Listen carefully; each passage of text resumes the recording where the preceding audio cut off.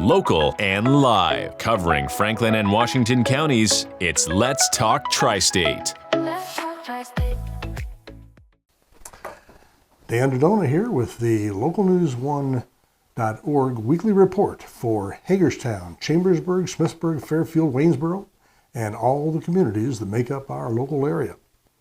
We're going to start off today with 5 things to do this weekend. The D-Day edition, since that's coming up this weekend, 5th of January or June 2026. First off, Buttonwood Nature Center invites the community to celebrate National Trails Day with a guided hike on the Old Forge Picnic Grounds at 8006 Old Forge Road in Waynesboro. It'll be led by Mary Claire King, the center's community science coordinator and naturalist. It's free, family-friendly. Nice hike that will explore local flora and the history of the Appalachian Trail, which passes through the Old Forge area. It's part of the American Hiking Society's nationwide observance. It will take place from 1 until 2 p.m.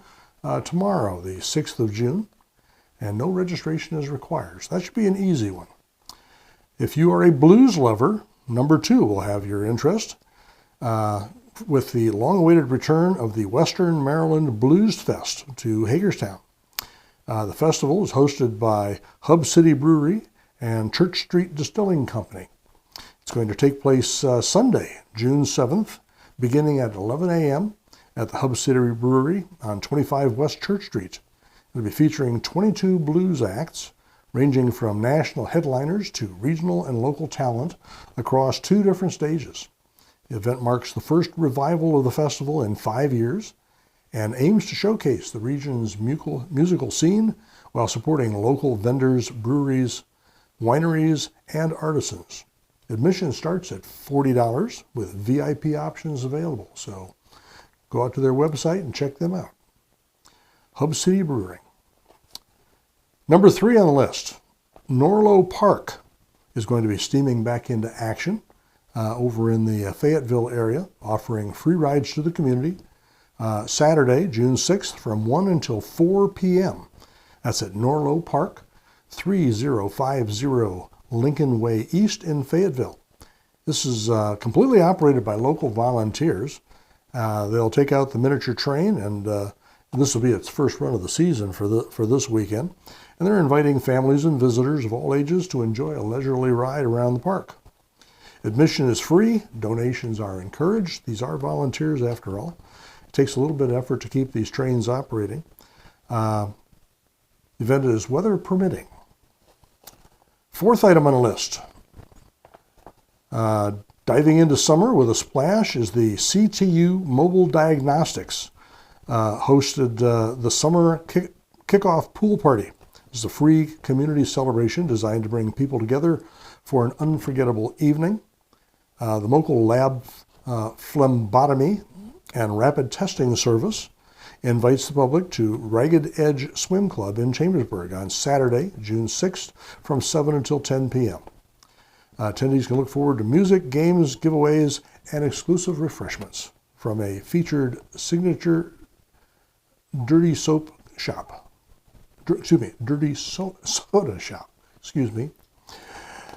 And number 5, Flip-Flops and Philanthropy will meet under the summer sky as the Humane Society of Washington County hosts its annual Luau fundraiser from 5 until 9 p.m. on Saturday, June 6th at Don and Mary Bowman's historic Milestone Farm at 10702 Hopewell Road in Williamsport. The tropical luau-themed event will feature live music and dancing, food, and an open bar, a Paws in the Sand gemstone dig, tours of Don Bowman's Car Museum, and auctions and raffles, all benefiting the organization's spay and neuter programs. Tickets are $75 per person. This is a fundraiser after all, and they need to be purchased online by 5 p.m. on June 5th. That would be today. There will be no tickets sold at the door. We're going to add one more item on here, and this is a little bit far away, but It's of particular interest this time of year. I think we're 82 years since D-Day took place back on June 2nd. Atlantic Air Museum is going to be hosting the 35th annual World War II weekend. It's a nationally recognized living history event that draws thousands of visitors each year. It's a 3-day event scheduled for today through Sunday, the 7th of June. Brings history to life through immersive programming that honors the legacy of World War II. This will be over in, let's find it here. This will be over at the Reading Fairgrounds, located at 1216 Hilton Top Road in Leesport. Gates will be opening at 8:30 a.m. each day. There's an awful lot going to be going on there, but what they're trying to do is they're trying to give you a flavor of what life was like in 1945 in the midst of World War II. So there'll be a lot of 1940s era military equipment, flights, rides on aircraft, military vehicles, a lot of vendors, a lot of talking history, speaking history with people who had actual direct knowledge of the events. There are still a few around. This will be a great event. Mid-Atlantic Air Museum says the annual gathering continues to serve as both a tribute and an educational opportunity, ensuring that the stories and sacrifices of World War II remain accessible to future generations. I'm going to expand on that a little bit before we get into the rest of the programming by saying that World War II was the most decisive and deadly war in human history. At stake was, as most of these things occur, a difference of opinion. And the difference of opinion had to do with whether or not Europe, Asia, and the rest of the world would be dominated by tyrannical governments, or whether men and women would be able to govern themselves as they wished. To say that we and many other nations all over the world were all in is somewhat of an understatement. From 1939 until 1945, the fight raged on. And during that time, these are estimates, between 70 and 85 million people lost their lives. Only a third of that was military. Another 2/3 of that was civilians. Warfare is a very sloppy thing. We tend to think it can be sanitized, but it can't. It's not a very good house guest. Well, D-Day was on June 6th, 1944, and that was basically the beginning of the end for the Axis powers, Germany, Italy, and Japan. Project Overlord, which General Dwight Eisenhower led, involved 176,000 troops. Think about these numbers. 176,000 troops, 12,000 aircraft, 10,000 ships, landing craft, and special combat vessels, all gathered off the coast of northern France. And the purpose of this armada was to attack and secure a beachhead and march to Germany, where victory could be obtained. There was no question about whether or not we were going to apply diplomacy here. That had long since passed. The only objective in this entire operation was complete victory. Interestingly enough, less than a year later, on May 7th of 1945, General Alfred Jodl, who was the head of the German military staff, signed papers for unconditional surrender. Less than a year, so the strategy was correct. The implementation was excellent. And their success, all the men and women of that time, and just to make the point, your grandparents, and in probably in many cases great-grandparents, meant that we today have the luxury to debate and choose how we live together in good health and prosperity. We get to make our own choices about however it's going to turn out. Along a similar path, our Tuesday Local History segment is honoring local people who became heroes in other struggles throughout our history in a series of articles. Brings home just how much our area was involved and made a difference in how we live our lives today over a very, very long period of time. So we're going to move on now to local news. First off, the ice facility that has drawn so much interest down south of Hagerstown is opening, the ICE officials are opening a public comment period, which will be running through the 1st of July. So you got about a month roughly to get your thoughts in. The plans are for a processing facility, and there's much more in the article about the give and the take over whether or not to put in the ICE facility, how much Department of Homeland Security paid. Also quite a bit about how Department of Homeland Security has responded to concerns about infrastructure and environmental issues, and have actually indicated to the county and others that they intend to make good on their obligations to see to it that the area is not harmed by their presence.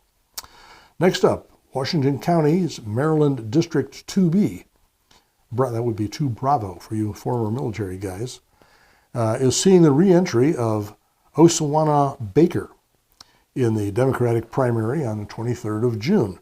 There was some speculation that she had voluntarily but informally withdrawn from the race. Well, apparently she's back in it. There was a series of questions and answers that she was kind enough to respond to, and you can see all of those in some detail in Local News 1. The Hagerstown Council reviewed plans for the Edgemont and Tyler reservoirs. They've been working with contractors whose designs are now said to be 60% complete, and they expect to begin construction in mid-2027.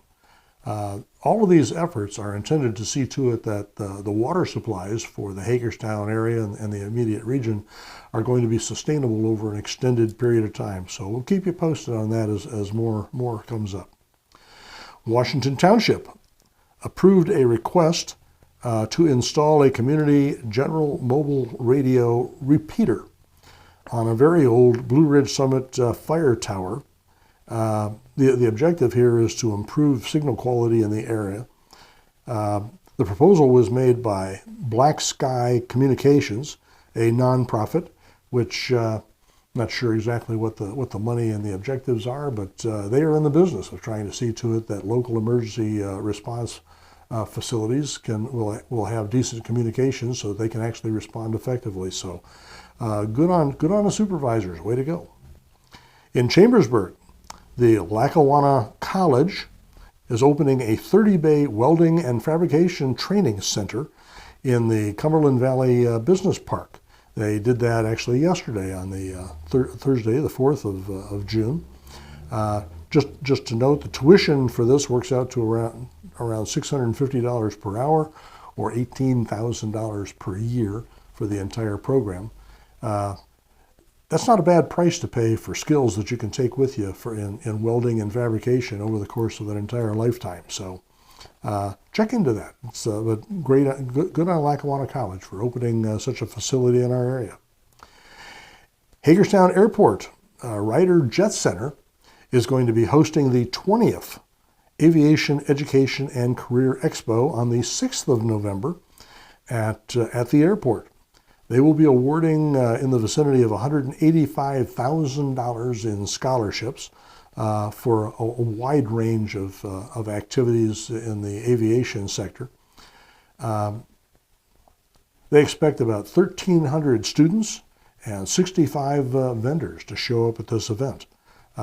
I actually went to that last year, and it is they open up an entire hangar, and it is just absolutely packed with people. Amazing effort. Congratulations to Ryder Jet Center for sponsoring this sort of thing.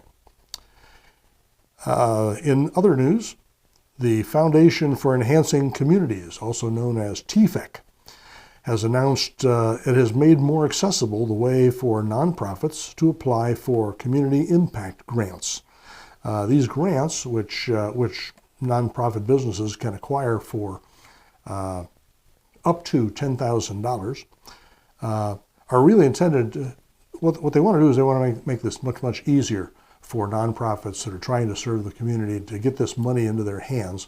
And their thinking is that there is nobody else except local people really know the lay of the land and where the money should best be spent. So they're trying their very best to get this money into those folks' hands.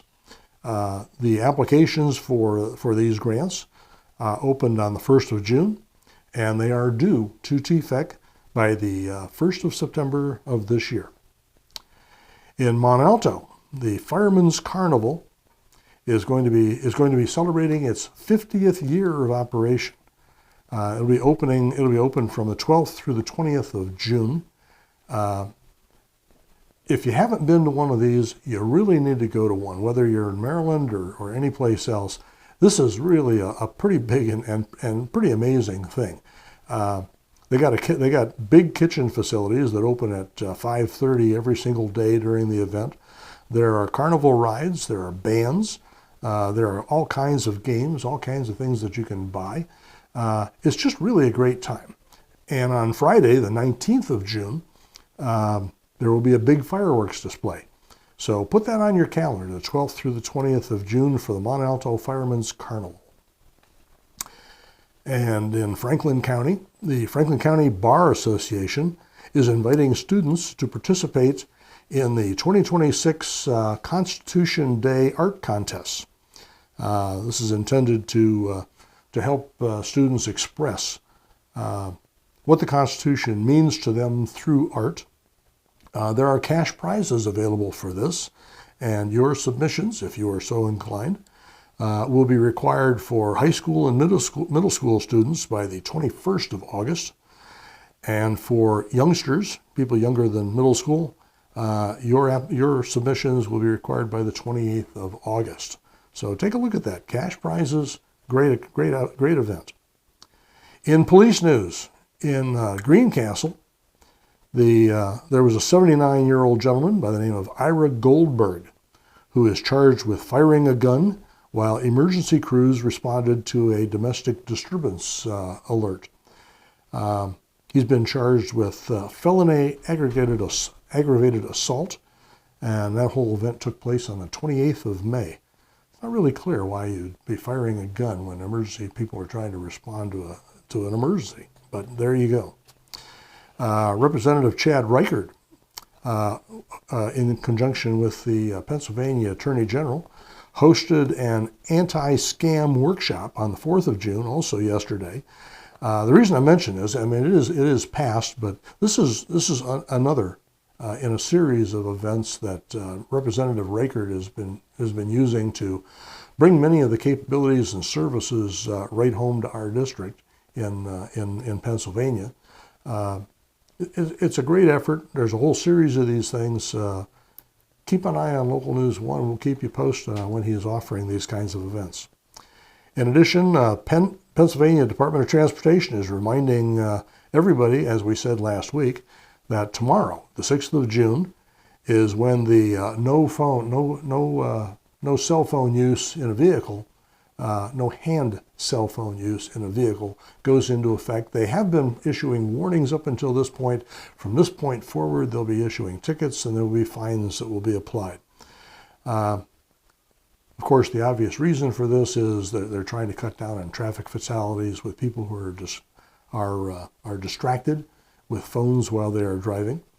They also pass on the thought that throughout the summer, make it a point to drive a little slower, and by all means, drive sober. It's not a good idea to drink a six-pack of beer and then jump out there with 30,000 of your closest friends in traffic at high speeds. It's just not a recipe for anything good to happen. In people news, Franklin County swore in 2 new adult probation officers on the 28th of May. Officer Jenna Reiber and Alyssa Riddell were both sworn in by Judge Sean D. Myers. So congratulations, ladies, and welcome aboard. Washington County named Dr. Gary Willow Superintendent of Washington County Public Schools. That'll be effective on the 1st of July, so just a month from now. He's the currently Deputy Superintendent of the district, and he's part of the team that has provided Washington County with a very high-performing and well-acclaimed educational system. So looking forward to good things from Dr. Willow. WellSpan has named Dr. Kevin Lewis Chief Physician Executive for their facilities. Meritus has promoted Carrie Adams to President of Meritus Medical Center. And Emeritus Executive Dave Lear has been named to the Maryland Health Exchange Board, and his term will begin on the 1st of June. He was actually appointed by the governor of Maryland, and he will continue to serve as the Chief Strategy Officer for Emeritus and all of their operations. So congratulations to all of you for all that good work. I have to say this, we're going to bail a little bit here because at this time of year, there are so many different articles that we run that have to do with great performances academically and athletically by students throughout the area. And we don't want to not name anybody and run out of time. So what we'll do is we'll suggest that if you would go out to local news, there are a whole series of articles out there about teams that have performed well, scholarships that have been granted, nationwide scholarships in which people participated and placed very well. Go on out there and take a look at that stuff. These are mostly youngsters who are demonstrating that they got something extra. They really know how to perform. They know how to learn skills. To the extent you can, go look their names up, and if you know any of them, take a moment to congratulate them. It's worth the effort to know that these are the people that are coming up behind all the rest of us to take things over in time, and they have skills. Good to know. In addition to everything else that we cover, we have an awful lot of sports that we don't have time for today.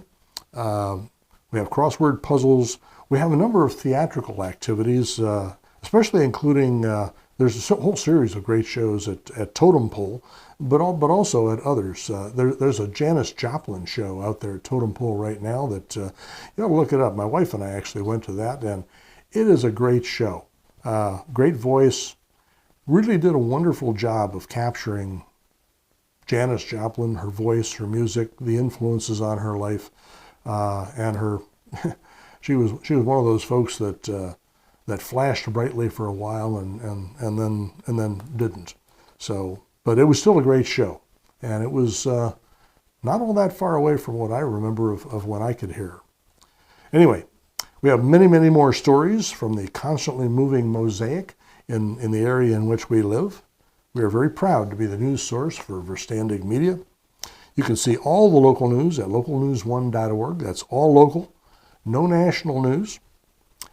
And we're going to offer, as the thought of the day, from a man who stayed up all night to see where the sun went, and then it dawned on him. Bada bing. Have a great week.